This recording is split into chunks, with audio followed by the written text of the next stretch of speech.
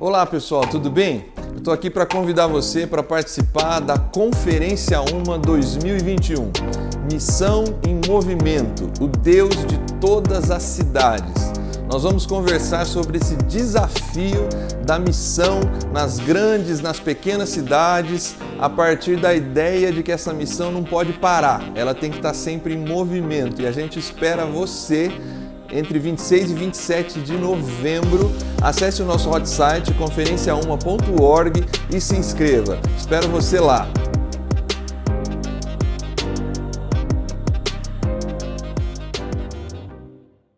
Olá, graça e paz. Esse é o programa Texto e Contexto, um espaço online da Igreja Adventista da Promessa, onde nós conversamos sobre temas de natureza doutrinária e teológica. Eu sou o pastor Eleilton e é uma alegria ter você por aqui.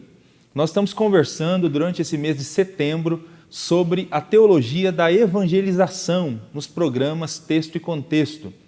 Antes de eu apresentar para você aqueles que vão nos ajudar nessa conversa de hoje, eu queria te pedir para que você compartilhasse o link desse programa. Compartilhe o link do programa Texto e Contexto com seus amigos, familiares, nos grupos de WhatsApp que você está presente, para que mais pessoas sejam alcançadas também com esse conteúdo e sejam abençoadas por meio do programa Texto e Contexto.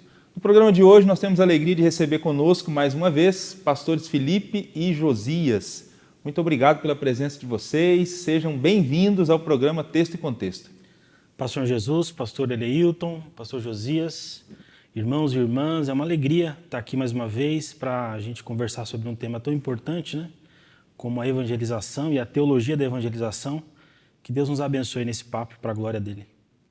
Pastor Eleilton, paz do Senhor, Felipe, a nossa audiência que gosta de estudar a Bíblia, que está aqui mais uma vez conosco, que Deus abençoe e que seja mais um momento edificador para todos nós. Amém. Você que assistiu o programa Texto e Contexto da última semana, viu que nós falamos lá sobre os fundamentos da evangelização. Nós começamos essa temporada de estudo sobre esse tema. E basicamente nós mostramos o que não é evangelização e o que é evangelização. E vimos que evangelização basicamente é proclamar o Evangelho do Senhor Jesus Cristo. Citamos aqui o livro do Mark Dever, 9 Marcas de uma Igreja Saudável, livro que apresenta que uma das marcas de uma igreja bíblica, uma igreja que está empenhada em fazer a vontade de Deus, é ter um correto entendimento da evangelização. Então é muito importante que as nossas igrejas tenham um entendimento bíblico do que é a evangelização. E nós começamos essa discussão. Hoje nós vamos focar um pouco mais no conteúdo da evangelização. Já que evangelizar basicamente é verbalizar um conteúdo, então que conteúdo é esse que a gente verbaliza enquanto nós evangelizamos? Então o programa de hoje nós vamos tratar sobre isso. Fique ligado, Bíblia na mão, e vamos conversar um pouco sobre esse tema. Começando então com o pastor Felipe. Pastor Felipe, já que evangelizar é anunciar o que exatamente? Legal.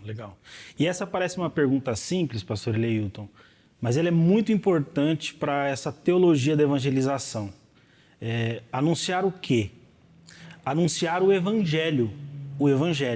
E como que a gente consegue ter essa percepção à luz da Bíblia? Existem alguns textos no Novo Testamento que mostram os apóstolos, os discípulos de Jesus anunciando o Evangelho. Por exemplo, quando a gente lê Atos capítulo 14, versículo 7, Paulo está em Listra com Barnabé e o texto bíblico diz que ali naquela cidade Paulo anunciava o Evangelho. Em algumas traduções diz a boa notícia, né? Versículo 21 do mesmo capítulo confirma essa ideia do que eles anunciavam. O texto vai dizer que eles anunciavam o Evangelho e fizeram naquela cidade muitos discípulos. Então, a mensagem dos apóstolos, dos discípulos de Jesus no Novo Testamento é o Evangelho. Quando a gente vê, por exemplo, Paulo no capítulo 16 de Atos, quando ele tem aquela visão, né, de passar a Macedônia. Se você acompanhar ali o versículo 10, o texto vai dizer que o objetivo de Paulo em passar a Macedônia é para pregar o Evangelho. Então, eles têm clareza daquilo que eles deveriam fazer. Qual era a missão deles por onde eles passavam, era anunciar o evangelho. Quando a gente lê, por exemplo, o texto de Romanos, capítulo 15, Paulo ele enfatiza que o objetivo dele é pregar o evangelho àqueles que ainda não conhecem o evangelho. Ele não queria pregar sobre um fundamento de outro. Ele não queria pregar sobre o fundamento de alguém que já havia pregado o evangelho. A preocupação dele é anunciar o evangelho para aqueles que ainda não conheciam a Jesus Cristo, não conheciam a mensagem do evangelho. Então, objetivamente, a gente entende que a nossa missão, o nosso dever como cristãos é anunciar o quê? O evangelho. E por que essa pergunta simples é tão importante? Porque a gente complica o que Jesus simplificou. Às vezes a gente vive numa geração de pessoas que fazem tudo menos pregar o evangelho. Às vezes a gente se preocupa com tantas coisas, né, pastor Josias? São tantas novidades, são tantas mensagens, são tantas ênfases que a gente precisa dar por um ou por outro motivo, e às vezes a gente acaba esquecendo daquilo que é essencial. E o texto bíblico vai mostrar para a gente, a história bíblica, né, dos discípulos da igreja do Novo Testamento, que eles tinham clareza do que eles deveriam fazer. E o que eles deveriam fazer? Pregar o evangelho. Eles não deveriam inventar a roda, eles não deveriam inventar moda. Como dizia a minha mãe, não inventa moda, menino. Prega o evangelho. Então, é isso que os discípulos de Jesus faziam no Novo Testamento. Eles pregavam o evangelho e a gente vai entender aqui, né, com o nosso papo, que evangelho é esse e que mensagem era essa. Legal, muito bom. Realmente parece simples, mas é fundamental a resposta a essa pergunta. Só reforça também, eu acho que um conteúdo que nós apresentamos aqui na última semana, que a pregação, né, que a evangelização não diz respeito a anunciar o meu testemunho pessoal, né, não é uma imposição de dogmas, é a pregação do Evangelho. E daí é importante, então, nós entendermos o que é o Evangelho. O Evangelho. É isso aí. Infelizmente, essa é uma outra pergunta que pode parecer simples, mas existem inúmeras comunidades no nosso país que são chamadas de evangélicas, mas que estão muito distantes do Evangelho de Jesus. Queria que o pastor Josias ajudasse a gente. E aí, assim como na semana passada nós começamos a responder o que não é evangelização antes de dizer o que é, eu queria que ele ajudasse a gente a entender o que não é o Evangelho. Antes de nós afirmarmos aqui positivamente o que é o Evangelho, que ele nos ajudasse a entender o que não é o Evangelho. Porque, infelizmente, parece que tem muita gente que está pregando, mas não está pregando o Evangelho. Exatamente, pastor. E é muito importante essa questão, né? Porque, principalmente para nós que já estamos na igreja, corremos o risco de sermos reducionistas em querer fazer uma simples divisão. O mundo sem o Evangelho e a igreja com o Evangelho. Mas entre os dois há um nicho ali, há uma faixa de que contém outros evangelhos, né? E se a gente não entender isso, achar que é só os que têm o evangelho que não têm o evangelho, a gente vai correr um risco que Paulo vai alertar em Gálatas, né? Ele vai falar que ocorre que algumas pessoas estão perturbando, querendo perverter o evangelho, pregando um outro tipo de evangelho. E aí ele fala que se mesmo um anjo descendo do céu pregar o outro evangelho que não seja o verdadeiro, que isso seja anátema, né? Que isso seja maldição. Então, Paulo chama a atenção para a gente em Gálatas que existem outros evangelhos além do verdadeiro. E a história da igreja comprovou isso, né? Há muitos evangelhos surgiram. O gnosticismo era uma forma de evangelho, mas totalmente errada. Hoje em dia a gente tem, por exemplo, o evangelho segundo Allan Kardec, que não é evangelho. Paulo deixa claro, né? Todos esses outros não são evangelhos, né? E quando se dá no seio da igreja aquele tipo de evangelho que já fica claro que não por exemplo, o gnosticismo, o segundo Allan Kardec, nós rejeitamos facilmente. Mas existe aqueles mais sutis, né, que está imbuído ali com uma roupagem, né, de evangelho, e aí muitos não se percebem. A gente pode citar 2 aqui tipos, né, que comumente nessas igrejas que você falou acontece. Um é aquele evangelho que ele é mais parecido uma lista de deveres, né? Para aqueles mais legalistas, né, se apegam mais a isso, uma lista do que deve ser feito e o que não deve ser feito. Então, normalmente quando alguém vai falar assim, não, vou pregar, estou pregando o evangelho para uma família, o que você está pregando? Aí quando vai ver, é uma lista de coisas, você fala, isso não é o evangelho, apesar que no reino de Deus a gente vai ver que isso faz parte lá na frente, mas aqui no começo, pregação do evangelho, o fazer, o deixar de fazer, não tem a ver com a essência do evangelho em si, né? Porque apesar de ter uma roupagem boa, né? Fala assim, não, se a pessoa começar a seguir isso aqui, é bom para o reino de Deus.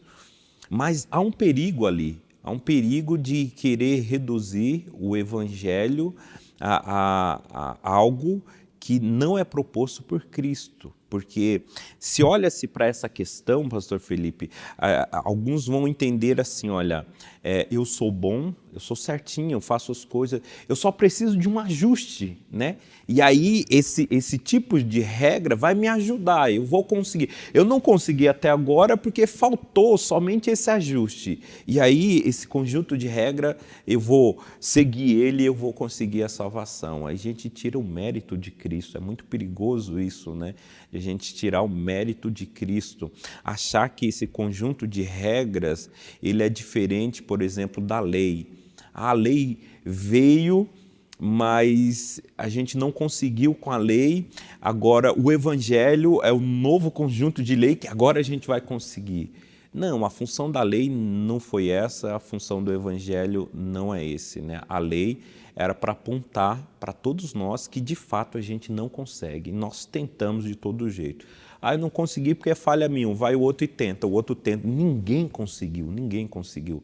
A lei, ela cumpriu o seu papel em mostrar assim, ó, estamos todos destituídos da glória de Deus. Agora vem o evangelho, que não é uma lista de regra para mostrar que é possível, não. Vem mostrar a solução. O que a lei disse que a gente não conseguia, agora o evangelho vai mostrar por que vamos conseguir, né?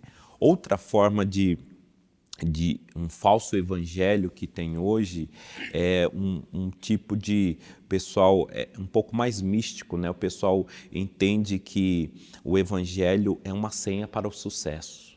Teologia da prosperidade, olha, você está sofrendo, você está doente, você está assim, porque você não descobriu essa senha mágica ainda. Mas se você vir para a igreja, as coisas vão mudar na sua vida, você vai parar de sofrer, né? Esse é um tipo de falso evangelho também, atribuir, né, a Deus um papel de servo simplesmente, né? As pessoas que tendem a ir por esse lado, eles tendem a pensar Deus como aquele garoto da lanchonete que está se virando ali para atender a contento todo mundo, né? Os caprichos de cada um. Eu quero isso, eu quero aquilo, eu quero... E Deus correndo para atender todo mundo, né? Isso é um falso evangelho, isso é uma maneira complicada de a gente enxergar Deus nesse sentido, achando que o evangelho é apenas uma ferramenta para a gente se dar bem na vida. E esse tipo de falso evangelho está dentro, né, de várias igrejas, pessoas que tentam também outros tipos de evangelho, achando que vem da persuasão humana, o evangelho de autoajuda, né? Mensagens de autoajuda, são todos os tipos de evangelho que não condiz com o evangelho verdadeiro, com a essência do que é o evangelho. Verdade. Pastor Eleilton, só para contribuir com o que o pastor Josias comentou, quando a gente olha para a Bíblia, né, a gente consegue ver a Bíblia rechaçando esse tipo de evangelho, né?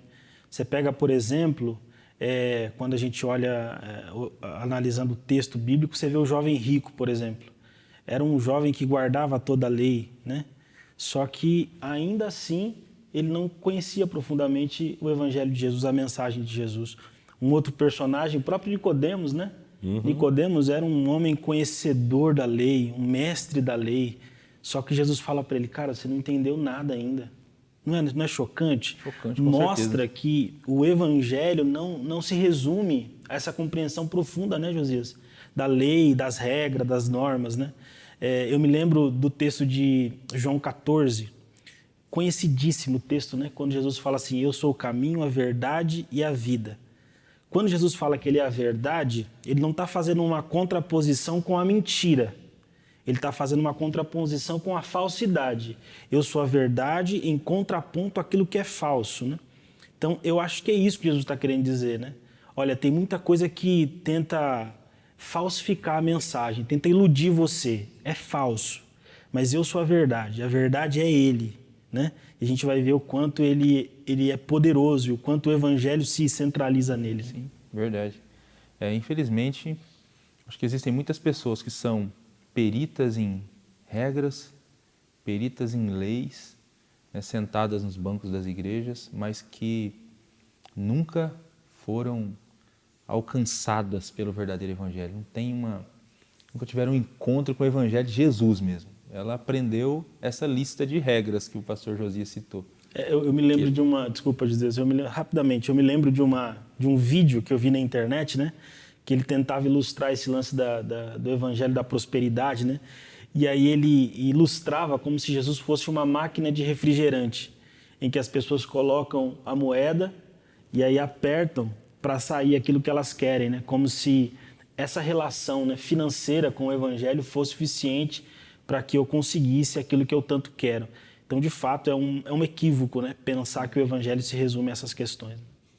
E vale a gente falar aqui também que assim, nós acreditamos sim que Deus ele abençoa, que Deus cura, sim, que Deus liberta, mas isso ainda não é a essência do evangelho, né? Faz parte, o cerne do evangelho é outra coisa, né? E a nossa salvação vai depender da compreensão do que é essa outra coisa, do que ficar apegado a essas questões periféricas, né, que vão dar um ar de piedade, mas na realidade eles nos afastam de Deus, né? Porque se nos afasta do verdadeiro evangelho, se a gente fica preso a essas questões pequenas e não vai beber na fonte verdadeira, o verdadeiro evangelho, isso acaba afastando a gente de Deus. É isso. Bom, para a gente não correr o risco então de pregar outro evangelho, né? E eu acho até forte essa expressão de Paulo, porque Paulo está querendo mostrar o seguinte: é impossível você modificar qualquer cláusula, qualquer afirmação do Evangelho de Jesus e poder continuar chamando, né, de Evangelho. É outro, né? É outro Evangelho. É outro. O que é o Evangelho? O que é o genuíno Evangelho de Jesus? Queria que o pastor Felipe, então, ajudasse a gente nessa resposta. Amém. É um desafio, né? Tentar estabelecer aqui, de forma pública, os critérios do Evangelho. Mas, ao mesmo tempo que é um desafio, é um grande privilégio, porque o programa Texto e Contexto dá a gente, né, principalmente aos pastores que participam aqui, essa oportunidade de expressar aos nossos irmãos qual é a nossa percepção sobre o Evangelho. Essa palavra, pastor, Evangelho, no contexto em que ela é escrita em Marcos e nos próprios Evangelhos, ela significa boa notícia. Boa notícia. De especial modo para os leitores de Marcos, talvez essa expressão tivesse um significado ampliado, porque no contexto em que Marcos escreve o seu evangelho e fala sobre o evangelho de Jesus, essa expressão era muito assimilada ao imperador, né? Então, desde o nascimento do imperador até a sua fase adulta, a sua inserção ali no seu governo, os seus próprios decretos, eram considerados por aquelas pessoas que viviam naquele contexto um evangelho. Então, o que é essa boa notícia? Não é uma boa notícia comum. Não é uma boa notícia, por exemplo, sua esposa liga e fala assim: eu fiz a refeição que você tanto gosta. Ou seu filho passou na escola, né? Passou de uma série para outra, ele liga para você e conta: pai, passei de uma série para outra. Essas são boas notícias comuns, boas notícias cotidianas. E essas notícias, conquanto elas sejam boas, elas não têm o poder de mudar as nossas realidades, né? O Evangelho é uma boa notícia que tem esse poder, é uma notícia marcante, é uma notícia transformadora. Então, o Evangelho, à luz do Novo Testamento, é uma notícia capaz de mudar a realidade do mundo. Isso é o Evangelho. E o que é o Evangelho segundo a Bíblia? Qual é esse Evangelho que os apóstolos pregavam? É o Evangelho que diz a respeito da obra de Jesus Cristo na cruz. Se a gente pudesse resumir o Evangelho em uma frase, eu resumiria dizendo que é a obra de Cristo na cruz do Calvário em favor de toda a humanidade. É a ideia de que Deus em Cristo está restaurando o mundo por meio da obra de Cristo na cruz. Então o Evangelho ele se centraliza em Jesus Cristo. A mensagem que é capaz de mudar a existência do mundo, ela está centralizada em Jesus. Por isso que nas nossas reuniões, por isso que nas nossas pregações, por isso que nos nossos discipulados, nos nossos programas, o centro precisa ser Jesus. Porque nós corremos o risco de falar de muitas coisas e não falar do que é o essencial, de que Deus em Cristo está restaurando o mundo. Essa é a boa notícia. A boa notícia capaz de mudar as nossas realidades é que o tempo de escravidão cessou. Por meio da obra de Cristo, agora nós podemos ser restaurados, renovados, e esse é o Evangelho. Existem alguns textos na Bíblia que eles resumem o Evangelho. Poderia citar dois aqui, por exemplo, Romanos capítulo 1, versículo de 1 a 4, Paulo faz um resumo do Evangelho. Mas eu queria ler com os irmãos aqui, deixar registrado, 1 Coríntios capítulo 15, do versículo 1 a 4, o apóstolo Paulo diz assim: também vos notifico, irmãos, o evangelho que vos tenho anunciado, o qual também recebeste e no qual também permaneceis, pelo qual também sois salvos, e se retiverdes tal como vos tenho anunciado, se não é que credes em vão, porque primeiramente vos entreguei o que também recebi, que Cristo morreu por nossos pecados, segundo as Escrituras, e que foi sepultado e que ressuscitou ao terceiro dia, segundo as Escrituras. Então, de forma objetiva, pastor Eleilton, o Evangelho é isso aqui que Paulo resume. É a obra de Cristo por nós na cruz do Calvário. É que Deus em Cristo, por meio da cruz, está restaurando a humanidade de volta ao seu estado original. Muito bom. Vale aqui também a gente pontuar que para essa pregação da boa notícia, a gente precisa entender a má notícia também, né? Quando nós formos pregar. Porque aquilo que eu falei, o que a lei cumpriu, que era mostrar que a gente não conseguia, agora há essa boa notícia, que a gente consegue, como? Através do sacrifício de Cristo, né? E nesses falsos evangelhos, né, que a gente citou anteriormente, também existe uma falácia de que o homem é bom, que tem algo no homem, né? As questões da autoajuda, o antropocentrismo, colocando o homem no centro de todas as coisas. A gente precisa derrubar essas narrativas para que a boa notícia faça efeito. Porque senão vai parecer um complemento, só apenas um upgrade, mas não é, né? A gente sabe que é uma reconfiguração total que ele faz no ser humano. Então, assim, a lei mostrou que nós não conseguimos, que somos maus, que não prestamos, que estamos destituídos da glória de Deus e não há ato humano algum que possamos fazer para mudar esse status.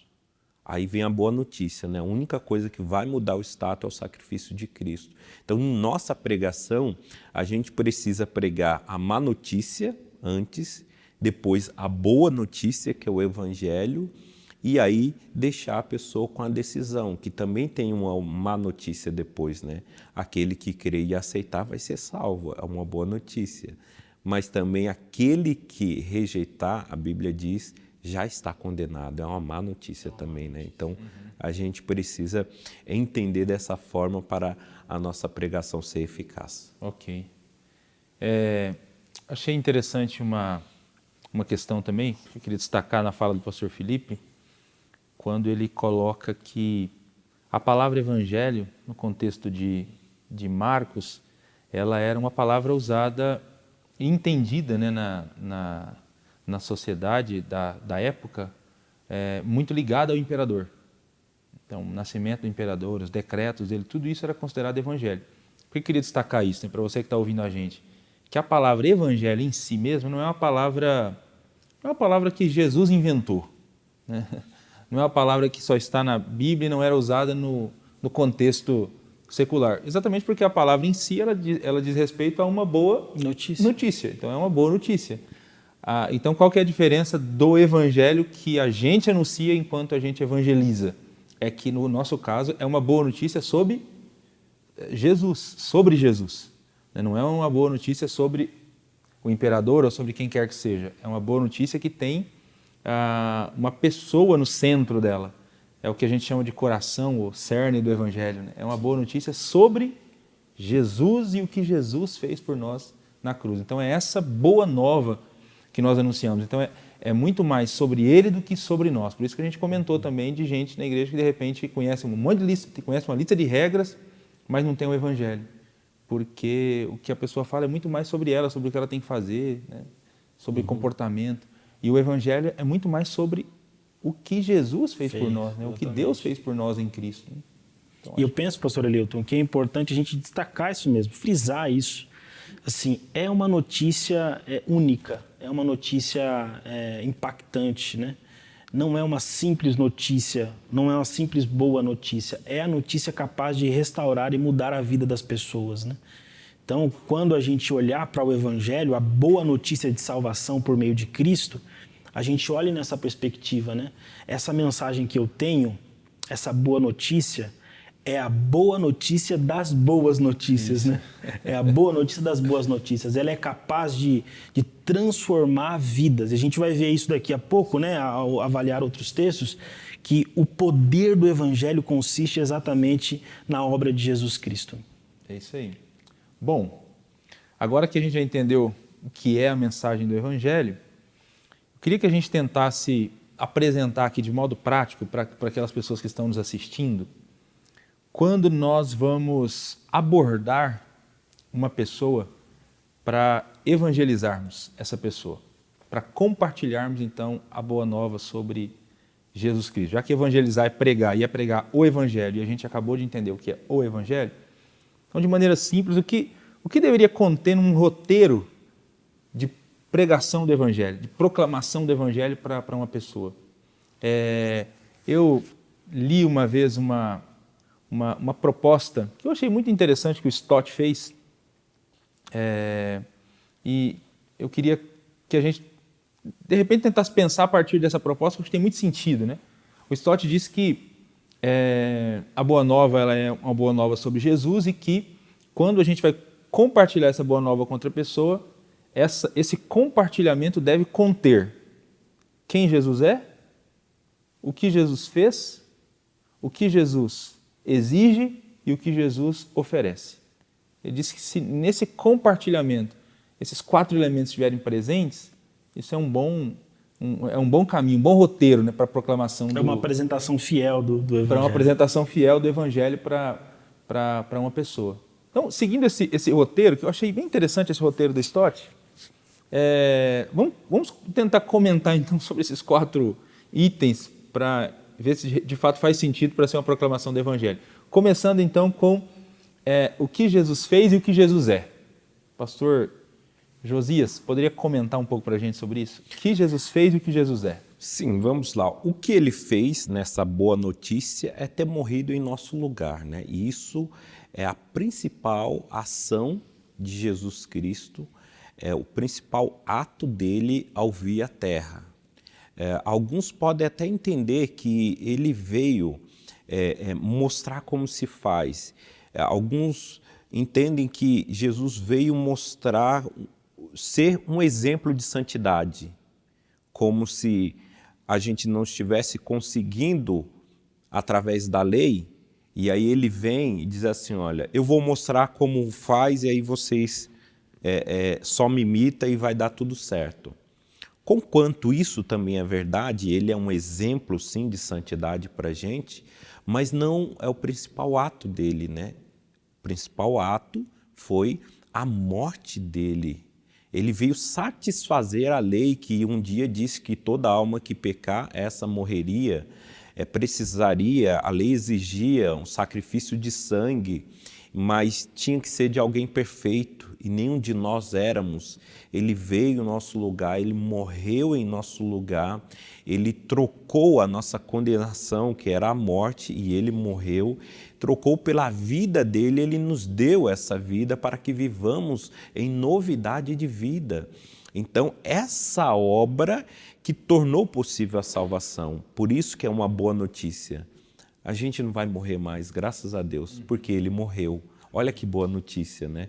Olha que troca extraordinária. Nós tínhamos em mão uma morte e ele, na mão dele, a vida. E ele trocou isso assim, me dá a morte e eu te dou a vida, né? Então, assim, ele morre em nosso lugar e nós vivemos agora para a glória dele. Então, esse é o ato extraordinário que Cristo veio fazer, e a boa notícia, o Evangelho, se apega a isso, né? A morte dele abriu as portas da salvação para todo aquele que crê. Agora é possível por causa dessa morte.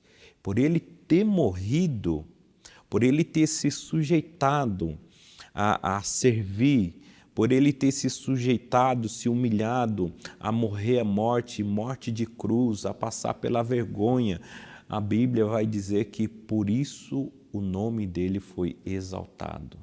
E aquele Deus que se encontrava na forma de Deus, que se humilhou tanto, passou por isso, se sujeitou ao plano de salvação, ele ressuscitou. E aí, quando ele ressuscita, agora ele ressuscita com um novo status. Paulo vai dizer que ele recebe um nome que é acima de todo outro nome. Pedro, lá em Atos, vai dizer que por a morte não ter conseguido prender ele, era impossível para a morte prender ele, e ele ressuscita. Por isso não há um outro nome a qual importa que os homens sejam salvos, a não ser pelo nome do Senhor Jesus Cristo.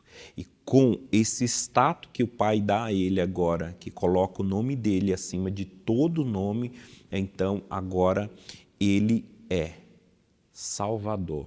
Então, o que Cristo fez por nós? Morreu em nosso lugar para nos propiciar a salvação. Por isso, quem ele é agora? Agora ele é Salvador.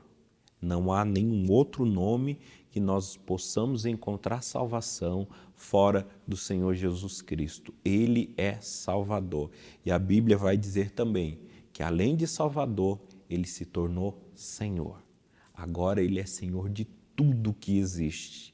E aqueles que aceitam, aqueles que creem, né, em Cristo Jesus, agora faz parte do reino dele, onde ele é Senhor. E aí ele que manda. Aí é onde cabe bem as regras aquela lista de regras que a gente falou, né? Porque agora existe uma ética, ele é rei, ele que manda a nossa vida, e tem essas regras. Agora a gente segue essas regras por amor, porque ele nos salvou. Então, o que ele fez, ele morreu por nós para a nossa salvação. Quem ele é Salvador e Senhor. Amém. Muito interessante essa maneira de apresentar, né, o Senhor Jesus. E enquanto você falava, pastor Josias, eu lembrei aqui de uma fala sua anterior, de que enquanto a gente proclama as boas novas, nós também precisamos proclamar as más novas. Porque se esse é um roteiro para a proclamação do Evangelho, eu estou dizendo para alguém que, vou pregar o Evangelho para alguém, eu estou dizendo que Jesus morreu e ressuscitou por ela, né? Morreu no lugar dela. Mas por que eu precisava morrer? Né? Porque parece uma má notícia em vez de uma boa notícia. Alguém morreu, né? Alguém morreu, exatamente. Mas é porque se ele não morresse, você estaria perdido, né? Aí eu digo que ele é Salvador, tá? E agora, porque ele morreu e ressuscitou, então agora ele é Salvador. Ele tem que ser o seu Salvador. Mas peraí, por que eu preciso de um Salvador?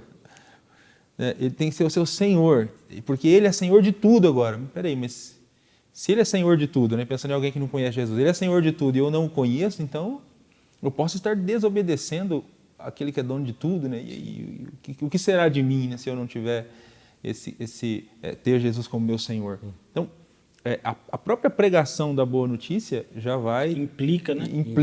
Implica em má notícia, né? Então, quem não está obedecendo o Senhor, então está em desobediência. Quem não tem esse Salvador está perdido, está em pecado, enfim. Isso é extremamente necessário para também ajudar alguns que têm dificuldade na pregação do Evangelho. Aqueles que pendem para o outro Evangelho, quando nós falamos da prosperidade, normalmente você vai ver esse tipo de pessoa com dificuldade de pregar para gente rico, de status social. Fala assim, mas ele tem tudo, né? Porque a pregação dele é tipo, olha, Deus vai te ajudar e tal. A pessoa pergunta, Deus vai me salvar do quê? Eu já tenho tudo. Vai salvar das minhas Ferraris, das minhas mansões, da minha conta bilionária, do quê, né? Então, assim, é necessário entender isso, né? De que a pessoa mesmo abastada, com muito dinheiro, rica, ainda é condenada, ainda é um miserável, né? Pobre, cego e nu. E aí é onde a gente vai ter a pregação eficaz, mostrando para ele que ele, apesar de tudo que ele tem aqui na terra, é pobre, cego e nu, é um miserável. E aí somente por essa morte que ele pode conseguir a redenção da vida dele, né? Aí fica fácil a gente pregar também para rico, né? Se a gente entende o Evangelho de forma verdadeira. Pastor, eu acho que esse ponto que o pastor Josias coloca ele é importante porque isso abre a nossa percepção acerca da salvação, acerca da pregação do Evangelho, né? Essa questão de não pregar para rico, não pregar para algumas pessoas, porque a gente imagina que essas pessoas não têm nenhum problema, né? Normalmente, quando eu ministro o discipulado, né, o trilho de discipulado para os irmãos na nossa igreja, isso eu fiz por algum tempo na igreja de Santana, né? A pergunta que as pessoas se fazem de forma subliminar, né? Tá, mas Deus tem uma salvação para você. Você afirma para a pessoa, ela fala, mas me salvar do quê? Tá, eu não tenho problema. Às vezes até a pessoa não é tão rica assim. Às vezes ela tem uma vida confortável, ela tem um bom emprego, uma boa casa, ela está bem. Aí ela se pergunta, mas vai me salvar do quê? E aí essa é uma pergunta-chave. Salvar o ser humano daquilo que aconteceu lá no Éden, daquele distanciamento que ele teve de Deus. Porque quando nós nos distanciamos de Deus no Éden, nós perdemos o direito à vida. Porque se Deus é o centro da vida, quando nós pecamos e nos afastamos de Deus, a nossa consequência é a morte. Então, por exemplo, um rico ou alguém que está com uma vida tranquila, essa pessoa não morre? Essa pessoa ela tem garantias por ela mesma que ela consegue permanecer viva por toda a eternidade? Não. Então, assim, e o que faz com que ela morra? Esse distanciamento de Deus. Então, assim, o Evangelho vem trazer essa percepção para a gente, que nós fomos salvos da condenação eterna, da morte eterna. Jesus, ele não só promove uma nova vida aqui, mas também nos garante uma vida transformada eternamente, né? Então, o Evangelho completo passa por essas questões, né, pastor Josias?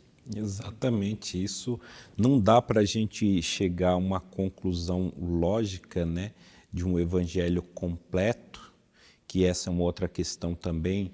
Tem aqueles que estão pregando o evangelho falso, porque está misturado com outras coisas, mas tem também aquele que está pregando o evangelho verdadeiro, mas é incompleto. Incompleto. Se fica incompleto, é complicado de a pessoa entender. Isso. Paulo diz que a fé vem pelo ouvir a palavra de Deus, ouvir esse evangelho. E aí tem que ser pregado de maneira completa.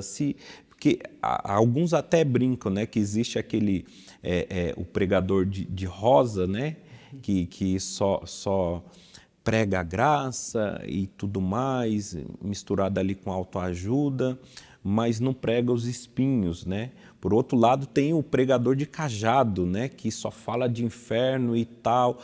O evangelho, ele constitui de um tema completo. E se a gente pregar esse tema completo, de fato, a pessoa vai compreender o que é o evangelho e a decisão vai estar na mão dele. Uhum.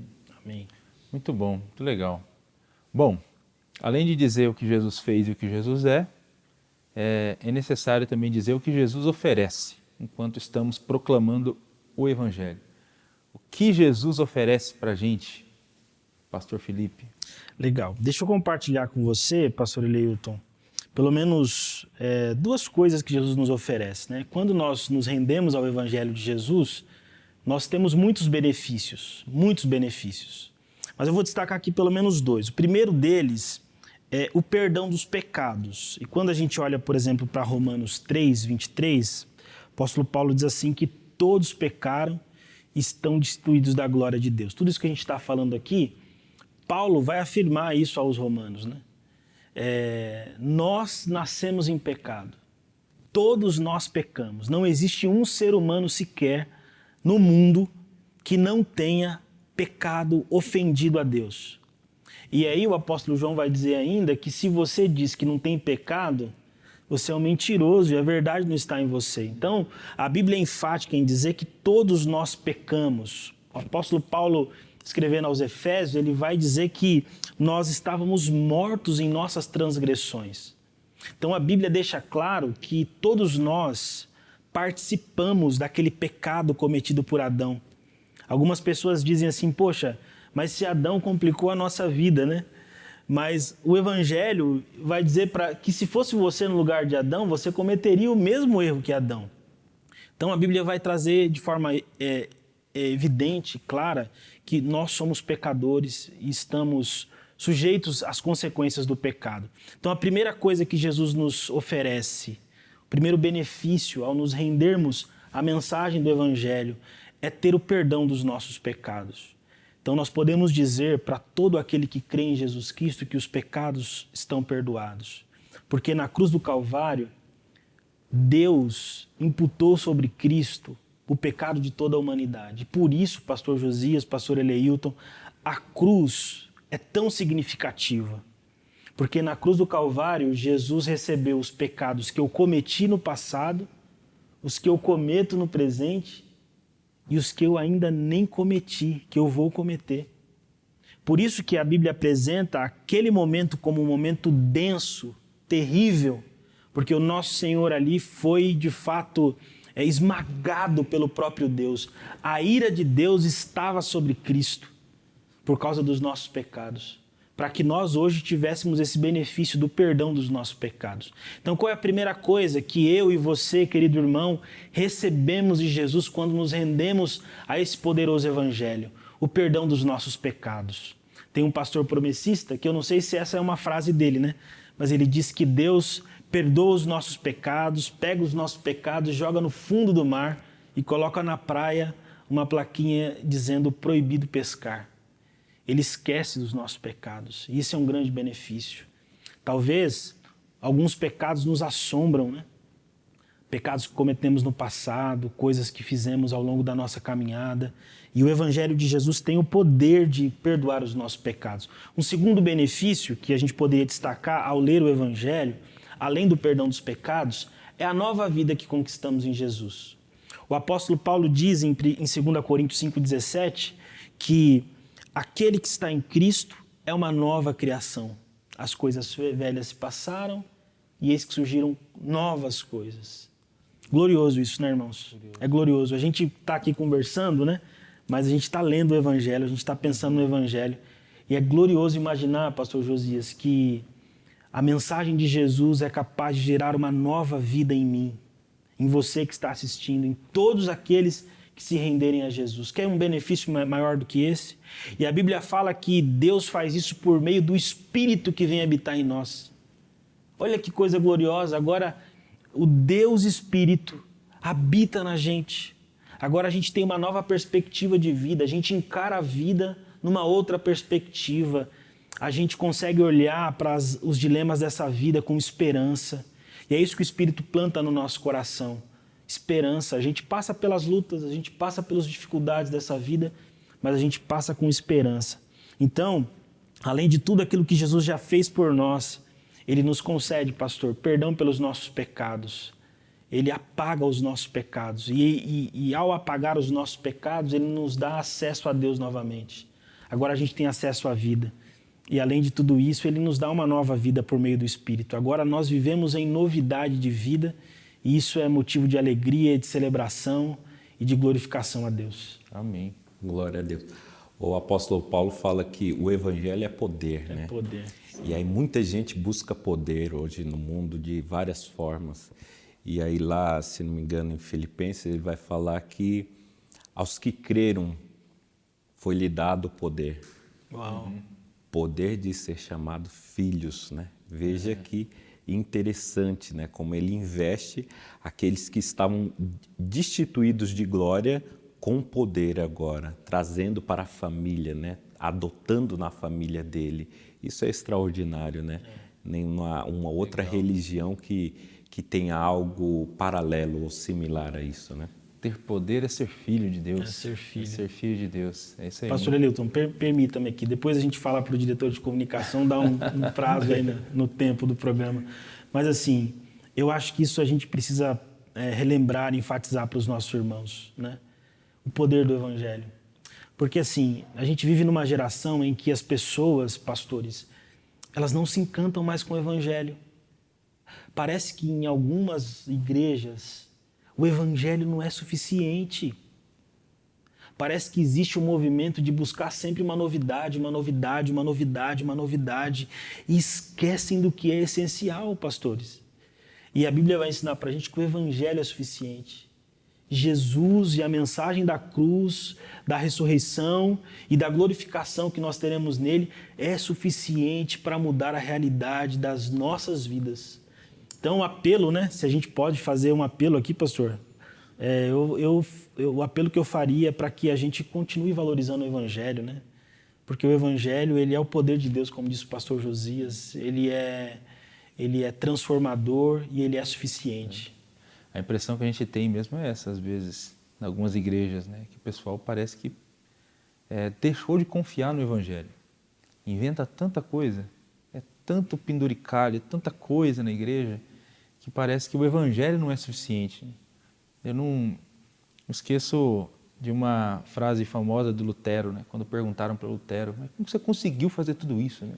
Como você conseguiu tanto impacto nesse movimento, no movimento da Reforma Protestante? O que você fez? Eu não fiz nada, eu só preguei o Evangelho. O Evangelho é como um leão enjaulado. Eu só abri a jaula. Eu só abri a jaula e deixei o leão fazer o trabalho. É isso, é pregar o Evangelho, é proclamar o Evangelho de Jesus. Eu acho que a gente precisa, de fato, redescobrir essa paixão pelo Evangelho e confiar mais no Evangelho de Jesus, na capacidade que ele tem de transformar a vida das pessoas. Amém. Bom, o Evangelho oferece isso para a gente, então, perdão dos pecados e uma nova vida.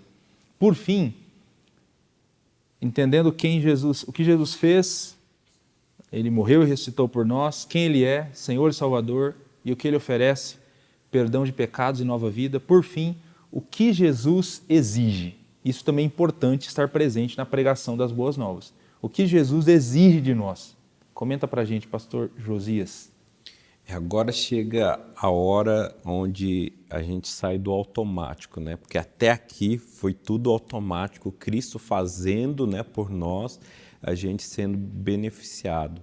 Mas agora chega a hora da encruzilhada, que temos que tomar uma decisão, porque o Evangelho exige isso, né? Ele veio até aqui, mas aqui ele vai requerer uma resposta de cada um de nós.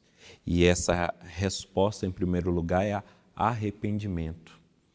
Nós vamos ver nos evangelhos, em Atos, os irmãos pregando, sempre a pregação do evangelho vinha com esse apelo: arrependei-vos, o reino de Deus está próximo.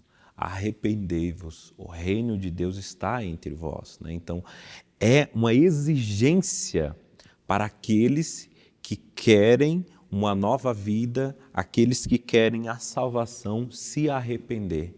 Não tem como a gente passar para um próximo passo sem um arrependimento, em olhar e em reconhecer que de fato nós falhamos, não conseguimos, nós infligimos a lei de Deus, nós pecamos contra os céus, porquanto a gente acha muitas vezes que o nosso pecado seja contra o nosso irmão, contra aquilo, mas em suma, primeiramente, é um pecado contra os céus, né?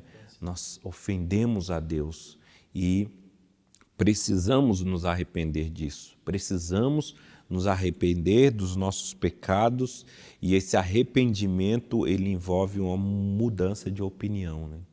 Nós devemos mudar a nossa opinião a respeito de quem Cristo é. E de quem nós somos. E de quem nós somos.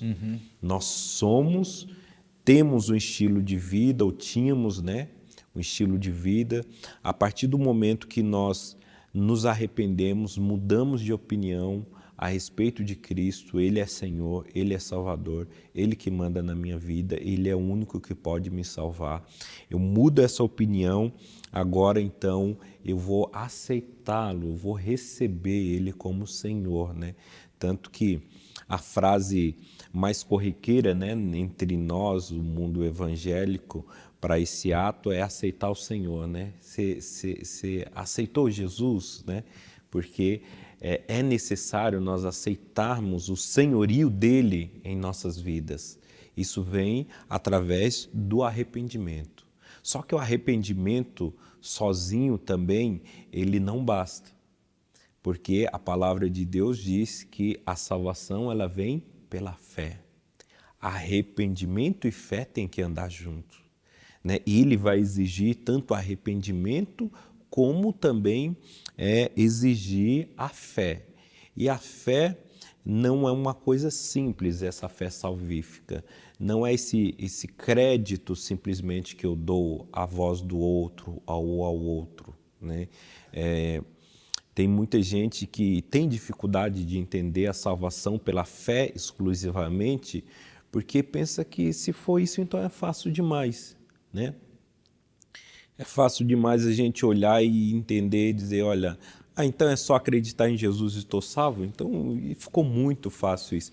Mas essa fé, perdão, essa fé, ela é a fé salvífica, ela é algo muito próximo ou sendo um milagre, né? Ou ela é um milagre ou ela está muito próximo de um milagre, de você crer em uma proposta tão extraordinária, em um amor que nos constrange, né? Eu sempre uso aqui uma história para ilustrar essa fé, né, que nós temos, usando o seguinte: imagina que nós fôssemos um bandido e a gente acabou de assassinar o filho de alguém e a gente é preso pela polícia e aí o pai dessa criança diz assim, olha, eu não vou levar o inquérito adiante, eu vou retirar a queixa e vou deixar você livre, eu vou agir com você com misericórdia. Poderia ser justo e você mofar na cadeia, mas eu vou agir com misericórdia. Mas além de agir com misericórdia, eu quero que você vá morar na minha casa juntamente comigo. Eu te amo tanto que eu vou cuidar de você. Se isso de fato acontece, qual que seria a nossa crença numa palavra assim? Se eu olhar para aquele cidadão e falar assim, não, eu matei o filho dele, ele vai fazer mal comigo, ele está querendo levar eu para a casa dele, ele vai me matar lá, eu matei o filho dele. Quantos iam acreditar nessa proposta e dizer assim, eu acredito em você, você é um cara do bem, eu vou morar com você, né? É basicamente isso, claro que uma história bem ínfima ao que Cristo fez por nós, né? A gente matou o filho dele, ele nos perdoou, chamou a gente para a casa dele e diz que vai nos abençoar. Por isso que eu falo que se aproxima muito de um milagre esse tipo de fé, de acreditar nisso. É por isso que Paulo fala, o grande amor de Deus, ele nos constrange. O que a gente fez com o filho dele e ele nos amar de tal maneira, de chamar para a casa dele, para viver as bênçãos dele, isso é um verdadeiro milagre. Então, não é simples crer somente, né? A salvação pela fé somente não é coisa simples, ela envolve um grande milagre em nossas vidas. Amém. Pastor Eleilton, e é interessante na fala do pastor Josias, né? O que Cristo exige da gente? São duas perguntas, né? Se a gente perguntar para as pessoas assim, Jesus é salvador da sua vida? Talvez assim muitas respondam, não, ele é salvador da minha vida, com boca cheia, né? Não, Jesus é meu salvador. Mas a pergunta atrelada a essa é se Jesus é Senhor da sua vida. Talvez essa resposta seja desafiadora para que uma pessoa responda, né? Porque a gente quer um Salvador. Quem não quer um Salvador? Mas a pergunta é, a gente quer se submeter ao senhorio desse Salvador? Então, Jesus exige da gente, né, esse arrependimento, essa transformação de ações, né, essa postura mudada. E aí que a gente entende que é a pregação do Evangelho todo, né? O Evangelho todo envolve uma mudança de vida, transformação. Não é uma questão intelectual, né, pastor Josias?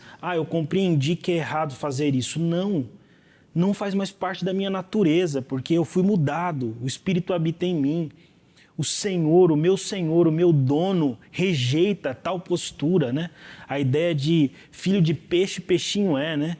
Filho de Cristo, é um pequeno Cristo, é um cristão, né? Essa ideia de ser cristão, aquilo que Deus odeia, eu odeio, aquilo que Deus rejeita, eu rejeito, porque Ele é o Senhor da minha vida. Ele me salvou e eu reconheço isso, mas agora Ele domina sobre a minha vida. A ideia do reino, né? Que nós somos súditos de um reino que tem um governo, e esse governo é um governo que é elevado demais. Então, eu acho que o grande desafio para a gente também envolve ter Jesus como nosso Senhor. Saber que Ele se preocupa, sim, com as coisas simples da nossa vida, com aquilo que a gente pensa, com aquilo que a gente assiste, com aquilo que a gente fala, com quem a gente anda, com aquilo que a gente come, com quem a gente se diverte. Ele se preocupa com tudo. E Ele quer saber se Ele é Senhor das nossas vidas em todas essas áreas, né? Não só no final de semana, em 1h30, mas se Ele é Senhor da nossa vida 24 horas por dia. É isso. Você que está nos assistindo, nós estamos chegando ao final desse programa Texto e Contexto, em que nós conversamos aqui sobre o conteúdo da evangelização. E fomos desafiados aqui diante da mensagem do Evangelho de Jesus. Então, o conteúdo da evangelização precisa ser o Evangelho, e nós conversamos aqui de maneira panorâmica o que deve conter numa proclamação do Evangelho. Para ser completa, pelo menos, o que Jesus fez, quem Jesus é, o que Ele oferece para a gente e o que Ele exige de nós. Então, quando você for proclamar o Evangelho para alguém, tente se lembrar desse itinerário. Chegando ao final do nosso programa, queria pedir para o pastor Josias apresentar um desafio final àqueles que estão nos assistindo, e pastor Felipe, ore por nós logo na sequência. Nosso desafio é continuar pregando esse evangelho e se ater a ele. Vamos tentar distanciar dos penduricalhos, da sedução de inovação, né? Porque para alguns fala assim, mas essa mensagem há quase 2000 anos vem sendo pregado a mesma mensagem, e tenta inovar, trazer novas coisas, quando isso não cabe a nós. A nossa responsabilidade é pregar o mesmo evangelho que foi pregado aos antigos. Nós cremos, vamos continuar pregando esse evangelho sem inovações. Ele é suficiente, Ele basta. Amém. Vamos orar. Senhor, nós te agradecemos, Pai. Te agradecemos por esse tempo que estivemos aqui meditando na Tua Palavra e por cada irmão e amigo que está nos acompanhando. Te agradecemos, Pai, pelo Seu santo e poderoso Evangelho que nos alcançou. Te agradecemos, Pai, pelo perdão dos pecados e pela nova vida que conquistamos em Jesus Cristo. Te agradecemos, Senhor, porque o Senhor se entregou por nós e nos garantiu uma nova vida. Pedimos nesse momento, Senhor, que essas verdades do Evangelho fiquem no coração de cada irmão, irmã, amigo que nos acompanha nesse momento. Que nós possamos, como igreja, Senhor, pregar o Teu santo e poderoso Evangelho. Que nós, ó Pai, todos nós, jovens, crianças, idosos, homens, mulheres, todos nós possamos nos encantar e nos empolgar, ó Pai, com o Seu poderoso Evangelho. Amém. Que esta seja a mensagem da Sua igreja. Que nós possamos, Pai, para o louvor do Teu nome, termos orgulho de termos tão grande mensagem sobre nossa responsabilidade. Pedimos a Tua bênção sobre cada igreja, cada irmão e irmã, que todos nós, Pai, possamos pregar o Evangelho no poder do Teu Espírito Santo, até que o Senhor volte para a glória de Jesus e para o louvor de Jesus. Amém. Amém. Glória a Deus. Obrigado, pastor Josias. Obrigado, pastor Felipe. Amém. Por essa ajuda no programa Texto e Contexto de hoje. Obrigado a você que nos acompanhou até aqui, nesse programa Texto e Contexto. Semana que vem nós vamos continuar falando sobre o tema da evangelização. Não perca o próximo programa. Termino esse programa te lembrando mais uma vez de acessar o hot site da Conferência Uma, conferenciauma.org. Missão e Movimento, Deus de todas as cidades. É o tema que nós estaremos trabalhando na conferência desse ano, dias 26 e 27 de novembro. Então, se você ainda não acessou o hot site, faça isso agora mesmo. Aproveite esse momento que você ainda está logado e acesse lá o site da Conferência Uma para entender tudo que vai acontecer e, óbvio, para fazer a sua inscrição para que a gente possa estar junto também nesse importante evento de edificação e capacitação. Deus lhe abençoe. Até a próxima semana, no nome de Jesus.